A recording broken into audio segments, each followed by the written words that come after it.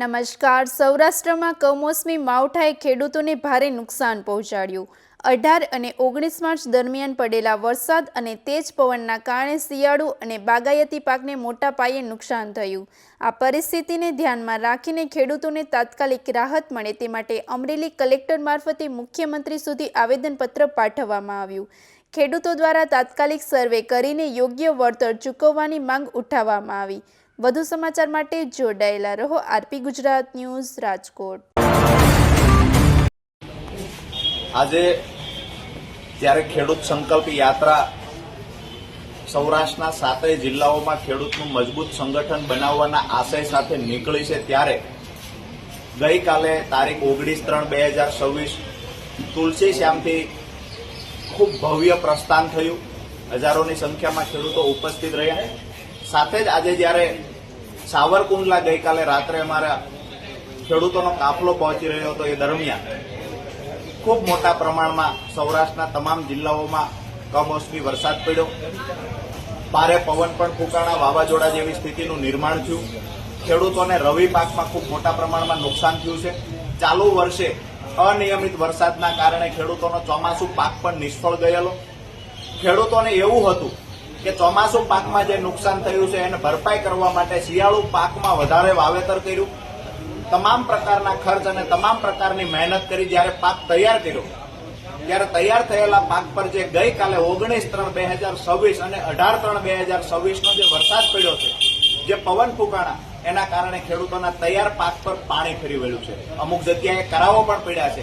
તો ખેડૂતોને જે શિયાળુ પાકમાં નુકસાન થયું એની સાથે સૌરાષ્ટ્રના સુરેન્દ્રનગર, ગીર સોમનાથ, અમરેલી, ખાસ કરીને રાજકોટ અને જામનગર જિલ્લાઓમાં, ખાસ કરી દરિયાકાંઠાના વિસ્તારમાં જે બાગાયતી પાક છે એમાં પણ કેરીના પાકને ખૂબ મોટા પ્રમાણમાં નુકસાન છે. કેરીના ઝાડ પણ પડી ગયા છે, ફળો પણ પડી ગયા છે. તો તાત્કાલિક અસરથી સરકારને વિનંતી કરીએ છીએ. આજે અમરેલી કલેક્ટર મારફતે મુખ્યમંત્રીને આવેદનપત્ર પાઠવ્યું છે કે તાત્કાલિક અસરથી સૌરાષ્ટ્રના તમામ જિલ્લાઓની અંદર સર્વેની કામગીરી હાથ ધરવામાં આવે અને આવનાર દિવસોમાં જે ખેડૂતોને પાક નુકસાન થયું છે એનું યોગ્ય વળતર ચૂકવવામાં આવે. ગઈકાલ 19/3/2026 તુલસી શ્યામથી યાત્રાની શરૂઆત કરી. 24 સુધીની અમારી યાત્રા છે. પરંતુ ગઈકાલે સાંજે અમરેલી જિલ્લા સહિત સૌરાષ્ટ્રના જિલ્લાઓમાં અતિ ભારે પવન ફૂંકાણો, અમુક જગ્યાએ કરા પડ્યા છે, અમુક જગ્યાએ વરસાદ આવ્યો છે. એટલે જે ખેડૂતોનો તૈયાર પાક હતો, ખાસ કરીને આ સિઝનમાં તો આ વર્ષે તો એવું થયું છે કે ચોમાસુ પાકમાં પણ અનિયમિત વરસાદ પડવાના કારણે ખેડૂતોને ખૂબ મોટા પ્રમાણમાં પાક નુકસાન થયું. હવે એ પાક નુકસાન ભરપાઈ કરવા માટે થઈ અને ખેડૂતે શિયાળુ પાકનું વાવેતર વધાર્યું, પાક તૈયાર કરવા માટે મહેનત કરી, તમામ પ્રકારના ખર્ચ કર્યા. પાક તૈયાર થઈ ગયો અને વરસાદ પડ્યો એટલે કોઈનો ખેતરમાં પાક પલળી ગયો, કોઈનો ખળામાં પાક પલળી ગયો અને ખેડૂતોને મોટા પ્રમાણમાં શિયાળુ પાકમાં નુકસાન થયું. એવી જ રીતે સુરેન્દ્રનગર જિલ્લો હોય, અમરેલી જિલ્લો, ગીર સોમનાથ, રાજકોટ, જામનગર સહિતના જિલ્લાઓમાં જે દિવસે દિવસે હવે બાગાયતનું વાવેતર વધતું જાય છે. તો બાગાયત પાકમાં પણ જયારે વાવાઝોડા જેવો માહોલ હતો, અતિ ભારે પવનના કારણે ઝાડ પડી ગયા છે, ખૂબ મોટા પ્રમાણમાં આવેલા ફળો પણ પડી ગયા, કેરીના પાકમાં પણ ખૂબ મોટું નુકસાન છે.